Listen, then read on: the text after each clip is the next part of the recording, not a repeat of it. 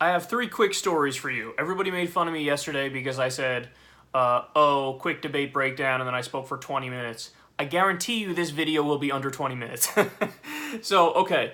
I want to give you an update on what happened with Alexandria Ocasio-Cortez endorsing Bernie Sanders. I also have the update that it's official that Ilhan Omar is endorsing Bernie Sanders. There are reports that Rashida Tlaib is as well, but she semi-walked it back and said, no, I'm not endorsing anybody yet, but it is true that there will be an event in the near future where Rashida Tlaib will have Bernie Sanders there. So it looks like 3 out of the 4 members of the squad, as they now call them, are endorsing Bernie.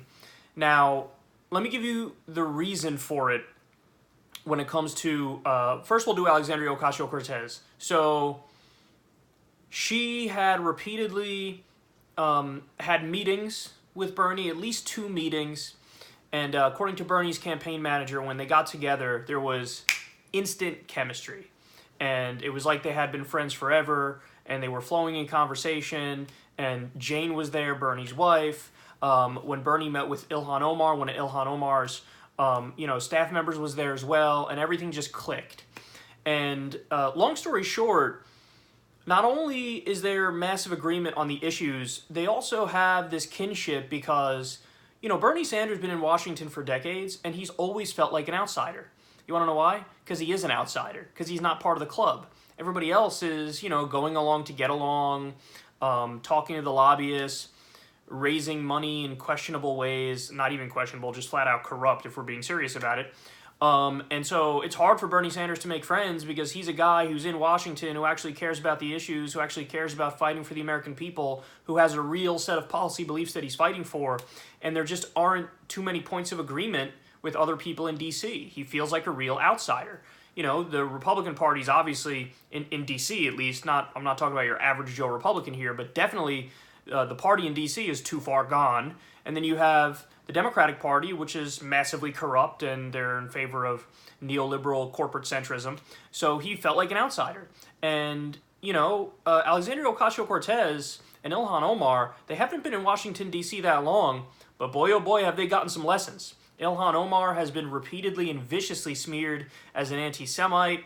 How many times has Pelosi, really smugly and in a condescending way, put Alexandria Ocasio-Cortez down and tried to diminish her and tried to act like her popularity is nothing and the district is, really Latino and Latina anyway, so this was going to happen. No, it's not just a given. She knocked off one of the Democrats, in leadership, one of the top Democrats in the country, she knocked off, and she was outspent 10-1. This was a massive victory, but Nancy Pelosi has bent over backwards to downplay it. Why? Because AOC represents the new guard in the Democratic Party, represents the new face of the Democratic Party in multiple different ways, most importantly when it comes to ideology. So she's threatened by that. Plain and simple, she's threatened by that. So she's using her media connections. She's using, her powerful friends to try to make Alexandria Ocasio-Cortez fall in line. And Alexandria Ocasio-Cortez doesn't like that. She knows what's going on. She knows they're playing a game. She knows that they're being smug and condescending against her. Alexandria Ocasio-Cortez, I think, already has the most Twitter followers of anybody in Congress, already has the largest social media presence, already has the most actual people who like her of all the people in Congress, and she's been there for about 7.5 minutes. So this is the same dynamic as Bernie. Nobody likes him in Washington, D.C., but the people like him. Alexandria Ocasio-Cortez, nobody likes her in Washington, D.C., but the people like her. Ilhan Omar, viciously smeared nonstop in Washington, D.C., but she has people behind her. So, in the case of AOC, it was the fact that they got along so well, and apparently they had really great conversations on the Green New Deal, which pushed Alexandria Ocasio-Cortez over the edge to endorse Bernie Sanders. That's her main policy. That's the thing she cares the most about. And, not just the green part of it, which is massively important, so she cares deeply about climate change, but also the New Deal part of it. She cares about the millions and millions of jobs that'll come about as a result of this, and the countless patents, and the fact that somebody's going to be the green technology behemoth in the future. So that's her main thing, and Bernie is right there with her.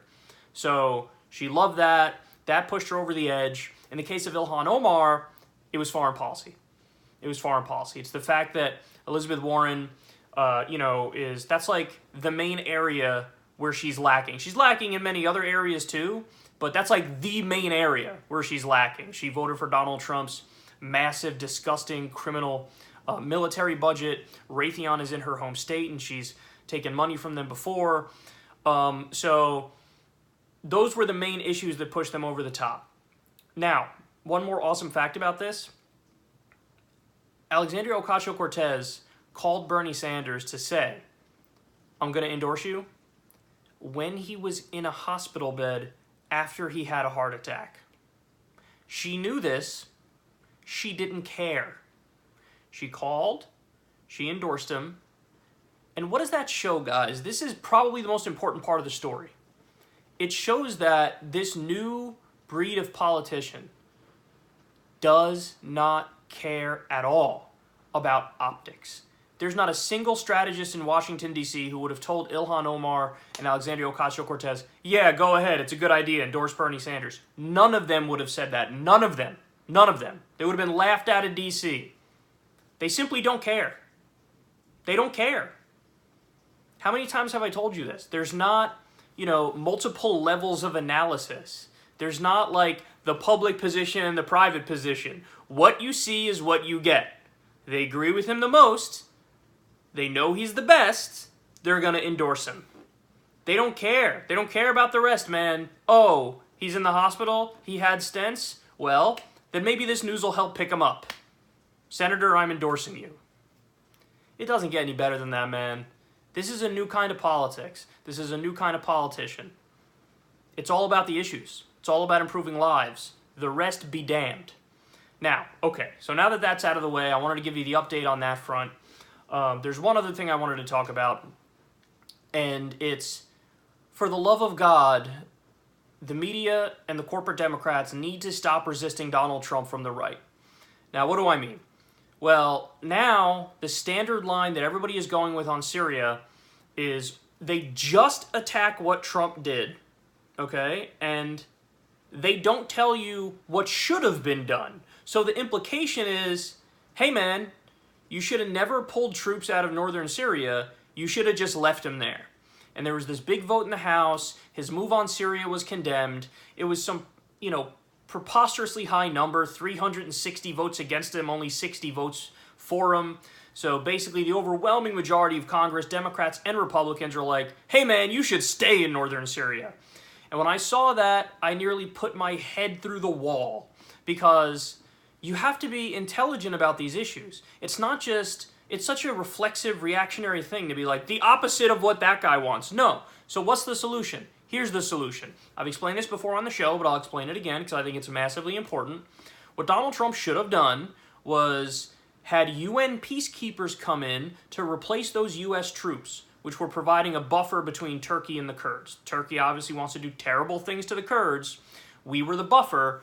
Pull out U.S. troops, put in UN peacekeepers, boom, the Turks are deterred. They won't move if they know the UN peacekeepers are there. That's one thing he could have done. Another thing he could have done is sat down with the Kurds and the Syrian government and brokered a deal between the Kurds and the Syrian government before we left. Instead, we left, there was a vacuum, Turkey went in, started killing Kurds, and then after that happened, that's when the Kurds went to the Syrian government and the Syrian government had to come help, basically. Because remember, these Kurds are in Syria.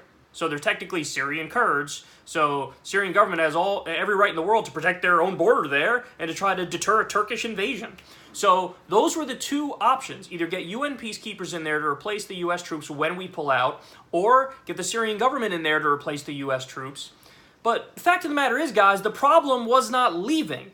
The problem was how we left. That was the problem. Let me repeat that. The problem was not leaving. The problem was how we left. And nobody's saying that. I'm the only one saying that. And that's really frustrating because us being in Syria in the first place was illegal. It's illegal under U.S. law. It's illegal under international law. We have no right to be there. We're violating the sovereignty of Syria. We can't just willy-nilly do that. What if they did that to us? What if they just decided, sorry, we're going to go ahead and park here in southern Texas? we'd say that's an act of war. But we're allowed to do it? No, that's not how it works, man. So that should have been the response, but that's not the response. The Democrats and the Republicans are going with, troops should have never left and we should stay there. So now you're somehow making him look better than the rest of you, and he can go around giving interviews and tweeting, as he's been doing, where he says relentlessly, I'm in favor of ending these stupid wars. That's what I ran on. That's what I'm doing. Lindsey Graham wants to keep us there. I don't want to keep us there. He needs to tell the mothers and fathers of our brave soldiers why they need to die in a place that we shouldn't be in the first place. So now he's looking better than you. It's amazing. They have this unbelievable ability to botch sure winners. So that's what's going on right now. It's absolutely infuriating. The other thing is, the next big story is that Donald Trump was really mean and rude to Nancy Pelosi in a meeting where he called her a third-rate politician and started yelling at her or whatever. So the Democrats got up and left the meeting, and then they ran to the media and started crying. It's, he was so mean to us. He raised his voice. I've never heard a president act like that before. Who cares? You're all big boys and girls. Let's go. He's yelling at you. Yell back, bitch. This isn't that difficult. But here we are. So for the next 3 days, here's going to be the news cycle. Oh my God. Why did we pull out of Syria? We should have stayed in there permanently. And oh my God, isn't President Trump so mean and rude to Nancy Pelosi? These arguments aren't powerful and don't stick like you think they do. So that's what's frustrating me today. Anyway, there will be a show tomorrow where I do a breakdown of the specific clips from the Democratic debate that I want to talk about. There's a bunch of them, so buckle up for that. That should be a lot of fun as well.